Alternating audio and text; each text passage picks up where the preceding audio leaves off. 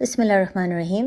یوسف علیہ السلام کے قصے میں ہمیں سورہ یوسف آیت 4 میں بتایا جاتا ہے کہ یوسف علیہ السلام اپنے والد سے اپنی ایک خواب کے بارے میں ڈسکس کر رہے ہیں۔ وہ ان کو یہ بتاتے ہیں کہ خواب میں وہ یہ دیکھ رہے ہیں کہ 11 ستارے، چاند اور سورج، یہ تمام چیزیں ان کو سجدہ کر رہی ہیں۔ اب یوسف علیہ السلام کے والد یعقوب علیہ السلام تھے، جو خود بھی ایک نبی تھے، اور انہوں نے یہ خواب سنتے ساتھ یوسف علیہ السلام کو خبردار کر دیا کہ وہ یہ خواب اپنے بھائیوں کے سامنے بیان نہ کرے، ایسا نہ ہو کہ وہ سب یوسف علیہ السلام کے خلاف کوئی نہ کوئی چال چلائیں، کیونکہ شیطان ہمیشہ انسان کا دشمن ہوتا ہے۔ اب سب سے پہلے یہ سمجھنا ضروری ہے کہ اللہ نے ایک بچے کو یہ خواب کیوں دکھایا، اس کا مقصد کیا تھا۔ اللہ کبھی بھی کسی انسان کے اوپر اتنا بڑا بوجھ نہیں ڈالتا جو وہ برداشت نہ کر سکے۔ اللہ جانتے تھے کہ یوسف علیہ السلام کا سفر شروع ہونے والا ہے، اور وہ جانتے تھے کہ جیسے اس کا سفر شروع ہوگا، یعقوب علیہ السلام کے لیے یہ بہت بڑی آزمائش ہوگی۔ لہٰذا یوسف علیہ السلام کو یہ خواب دینے کا مقصد ہی یہ تھا کہ اللہ یعقوب علیہ السلام کو تسلی دینا چاہ رہے تھے۔ یعنی یہ خواب یوسف علیہ السلام کے لیے تسلی کم تھی، زیادہ یہ یعقوب علیہ السلام کے لیے تسلی تھی، کیونکہ اگر یہ خواب اللہ صرف یوسف علیہ السلام کو تسلی دینے کے لیے دے رہے تھے تو اللہ یہ خواب بعد میں بھی دے سکتے تھے، جب یوسف علیہ السلام کنویں میں اکیلے تھے، یا بعد میں جب وہ مصر میں اکیلے تھے، تب بھی اگر اللہ یہ خواب ان کو دیتے تو ان کو تسلی مل سکتی تھی۔ لیکن اس وقت یوسف علیہ السلام کو خواب دینا، جب کہ ابھی تک کچھ بھی نہیں ہوا، اس سے یہ صاف ظاہر ہوتا ہے کہ یہ زیادہ تر تسلی یعقوب علیہ السلام کے لیے تھی۔ اللہ یعقوب علیہ السلام کو آنے والے امتحان کے لیے پہلے سے تیار کر رہے تھے۔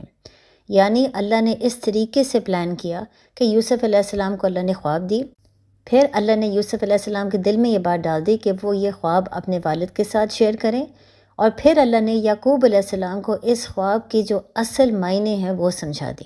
لہٰذا خواب سنتے ہی ساتھ یعقوب علیہ السلام کو یہ بات کا یقین ہو گیا کہ ان کے بیٹے آگے جا کے ایک نبی بنیں گے۔ لہٰذا اس خواب کی وجہ سے جب بعد میں یوسف علیہ السلام غائب ہو گئے تو یعقوب علیہ السلام کو یقین تھا کہ ان کے بیٹے خیریت سے ہوں گے، کیونکہ اللہ نے ان کو ایک بہت بڑے کام کے لیے سلیکٹ کر لیا ہے۔ بلکہ اس کے ساتھ ساتھ ان کو اس چیز کا بھی یقین تھا کہ ایک نہ ایک دن ان کی ملاقات دوبارہ یوسف علیہ السلام سے ضرور ہوگی۔ بلکہ اب یہی چیز ابراہیم علیہ السلام کے ساتھ دیکھ سکتے ہیں۔ جب اللہ نے ابراہیم علیہ السلام کو خواب دی کہ وہ اپنے بیٹے کی قربانی دیں، تو اللہ جانتے تھے کہ ابراہیم علیہ السلام کے لیے یہ کام بہت مشکل ہوگا۔ کوئی بھی باپ کے لیے اپنے بیٹے کو قربان کرنا بہت ہی مشکل ہے۔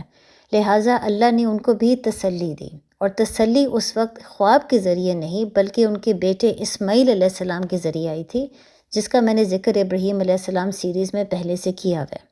لہٰذا اس سے ہم یہ ضرور سمجھ سکتے ہیں کہ جب بھی اللہ ہمارے اوپر کوئی بھی آزمائش بھیجتا ہے تو اللہ جانتے ہیں کہ ہمارے دلوں کو کیا چیز سننے کی یا دیکھنے کی ضرورت ہے، اور اللہ پھر وہی چیز ہمارے دلوں کو سناتا ہے یا دکھاتا ہے۔ اس کے بعد ہمارا کام ہے اللہ پر یقین رکھنا، اللہ کے پلان پر توکل رکھنا۔ لہٰذا بعد میں جب یوسف علیہ السلام غائب ہو گئے، یعقوب علیہ السلام اس خواب کی وجہ سے جانتے تھے کہ ایک نہ ایک دن ان کی ملاقات دوبارہ یوسف علیہ السلام سے ہوگی، لیکن وہ یہ نہیں جانتے تھے کہ کتنے عرصے کے بعد ہوگی۔ ان کا کام تھا توکل رکھنا، صبر دکھانا، اللہ پر امید رکھنا کہ اگر اللہ نے ان کو یہ اشارہ دیا ہے تو لازماً اللہ ان کی ملاقات ان کے بیٹے سے دوبارہ ضرور کروائے گا۔ اب یہاں پر آپ ایک بہت بڑا فرق دیکھ سکتے ہیں کہ اللہ ایک والد کو کس طریقے سے تسلی دیتا ہے اور اللہ ایک والدہ کو کس طریقے سے تسلی دیتا ہے۔ یعنی جب اللہ نے موسیٰ علیہ السلام کی والدہ کو تسلی دینا تھا تو اللہ نے ان کو ایک خواب نہیں دکھایا یا ان کو چند الفاظ نہیں سنائے، بلکہ اللہ نے ان کو الہام کے ذریعے پورا اپنا پلان سمجھا دیا، جو آپ سورہ طٰہٰ اور سورہ قصص میں پڑھ سکتے ہیں۔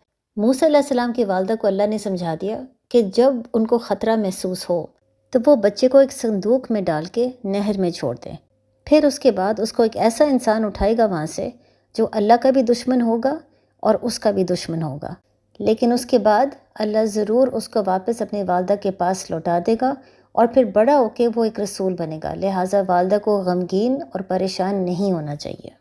اور یہی چیز آپ موسیٰ علیہ السلام کے قصے میں دیکھ سکتے ہیں کہ کچھ تھوڑے سے عرصے کے لیے ماں اور بیٹا آپس میں لگ ہو گئے تھے، لیکن اس کے فوراً ہی بعد فرعون کے محل کے اندر موسیٰ علیہ السلام کی والدہ دوبارہ اپنے بیٹے کے قریب ہو گئی تھیں۔ اسی لیے ہم یہاں پر یہ سوال پوچھ سکتے ہیں کہ جب ایک باپ کے بارے میں بات ہو رہی تھی یعنی یعقوب علیہ السلام، تو وہاں پر اللہ نے خالی ایک خواب دکھا دیا، لیکن جہاں پر ایک ماں کے بارے میں بات ہو رہی تھی یعنی موسیٰ علیہ السلام کی والدہ، وہاں پر اللہ نے پورا پلان موسیٰ علیہ السلام کی والدہ کو بتا دیا کہ بیٹا کہاں پر ہوگا، اور فوراً ہی ان کی ملاقات بیٹے سے کروا دی۔ لہٰذا اتنا فرق کیوں ہے؟ اس کا جواب یہ ہے کہ جب بھی ایک ماں یا باپ اپنے بیٹے سے جدا ہوتے ہیں تو دونوں کے لیے بہت ہی مشکل چیز ہے، بہت بڑا امتحان ہے۔ لیکن چاہے دونوں کے لیے بہت مشکل ہے، ماں کے لیے باپ کی نسبت زیادہ مشکل ہے، کیونکہ ماں ایموشنلی زیادہ کمزور ہے۔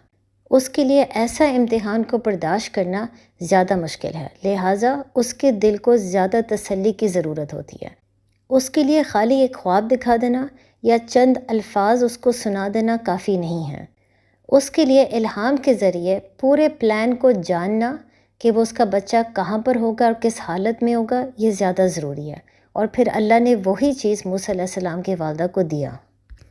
لہٰذا اس سے آپ یہ ضرور سمجھ سکتے ہیں کہ جب بھی اللہ کسی انسان کے اوپر آزمائش بھیجتا ہے تو اللہ جانتے ہیں کہ اس کے دل کو کیا چیز دیکھنے کی، سننے کی یا جاننے کی ضرورت ہے تاکہ وہ اس امتحان میں کامیاب ہو سکے، اور اللہ پھر اس انسان کو بالکل وہی چیز دیتا ہے۔ اسی لیے اللہ کا وعدہ ہے کہ وہ کسی انسان پہ اتنا بوجھ نہیں ڈالے گا کہ وہ اس کو برداشت ہی نہ کر سکے، بلکہ اس سے ہم یہ بھی جان سکتے ہیں کہ جب بھی اللہ کسی پر آزمائش بھیجتا ہے تو اللہ خاموش نہیں ہوتا۔ اللہ اس وقت اپنے انسان کو وہی چیز دیتا ہے جس سے اس کا دل مضبوط ہو، تاکہ وہ اللہ کی آزمائش میں بہت جلد کامیاب ہو سکے۔ اب اس کے ساتھ ساتھ ہم ایک اور بھی سوال پوچھ سکتے ہیں، یعقوب علیہ السلام نے اپنے بیٹے یوسف کو یہ بات کیوں بتائی کہ وہ یہ خواب اپنے بھائیوں کے سامنے نہ بیان کرے، ایسا نہ ہو کہ وہ ان کے خلاف کوئی چال چلائیں؟ کیا ایسی بات سن کے یوسف علیہ السلام کے دل میں اپنے بھائیوں کی طرف سے نفرت نہیں ہوگی؟ کیا اسے بہتر یہ نہیں تھا کہ یعقوب علیہ السلام خالی اپنے بیٹے کو خبردار کر دے کہ یہ خواب کسی کے سامنے بھی بیان نہ کرے؟ بیچ میں بھائیوں کا ذکر کرنا اتنا ضروری کیوں تھا؟ جب ماں باپ کو اپنے بچے کے لیے کوئی خطرہ نظر آتا ہے تو وہ بچے سے ضرور پوری بات شیئر کرتے ہیں تاکہ بچے کے اندر خوف ہو۔ اگر بچے میں خوف آئے گا پھر وہ بہت زیادہ کیئرفل ہوگا۔ لہٰذا اگر یعقوب علیہ السلام اپنے بیٹے کو خالی یہی بات سمجھاتے کہ یہ خواب کسی کے سامنے بیان نہ کرے تو اس میں کوئی خوف والی بات نہیں ہے۔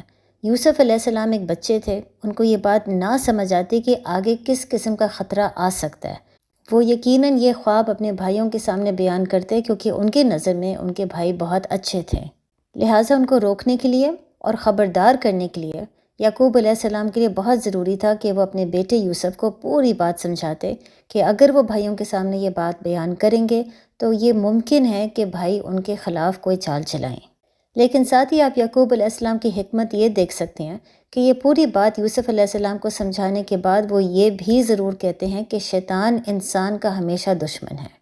یہ بات کہہ کے وہ یوسف علیہ السلام کو یہ سمجھانے کی کوشش کر رہے تھے کہ وہ یہ نہ سمجھے کہ ان کے بھائی نیچر میں بہت برے ہیں، یعنی وہ یہ بات سمجھ جائیں کہ ان کے بھائی برے کام کر سکتے ہیں اگر وہ یہ خواب ان کے سامنے بیان کریں، کیونکہ شیطان ہمیشہ انسان کو برے کاموں کی طرف انکریج کر رہا ہوتا ہے۔ اس کا یہ نہیں مطلب کہ انسان برا ہے۔ اللہ نے ہر انسان کو اپنی فطرت کے مطابق، توحید کے مطابق پیدا کیا ہے، یعنی ہر انسان اندر سے اچھا ہوتا ہے، وہ برا نہیں ہوتا۔ وہ صرف شیطان ہوتا ہے جو اس کو برے کاموں کی طرف اتنا انکریج کرنے کی کوشش کرتا ہے کہ اس سے غلطی ہو جاتی ہے۔ اور یہ بات یوسف علیہ السلام کے لیے سمجھنا اس لیے بہت ضروری ہے تاکہ بعد میں ان کے لیے اپنے بھائیوں کو معاف کرنا آسان ہو جائے۔ بلکہ اس سے آپ یہ بھی سیکھ سکتے ہیں کہ جب بھی ہم کسی سے بات چیت کریں تو ہماری گفتگو میں حکمت ہونی چاہیے۔ یہاں پر ایک بچے کو یہ سمجھایا جا رہا تھا کہ بھائیوں کی طرف سے اس کو خطرہ ہو سکتا ہے، لیکن ساتھ ساتھ اس کو یہ بھی سمجھایا جا رہا تھا کہ اس کے بھائی انسان ہونے کے ناطے اچھے لوگ ہیں، ان سے غلطی ہو سکتی ہے۔ ان کو بعد میں ہمیشہ اس غلطی کے بنیاد پہ جج کرنا اور ان کو برا سمجھنا، یہ چیز غلط ہے، خاص طور پہ اگر وہ انسان بعد میں توبہ کرے اور اپنے آپ کو ٹھیک کرنے کی کوشش کرے۔ اور آخر میں ہم یہ سوال پوچھ سکتے ہیں کہ یعقوب علیہ السلام کو یہ بات کیسے پتہ تھا کہ اگر یوسف علیہ السلام یہ خواب اپنے بھائیوں کے سامنے بیان کریں گے تو وہ ہو سکتا ہے کوئی نہ کوئی چال چلائیں؟ اس کا جواب ہم اگلے ایپیسوڈ میں دیکھیں گے۔ السلام علیکم۔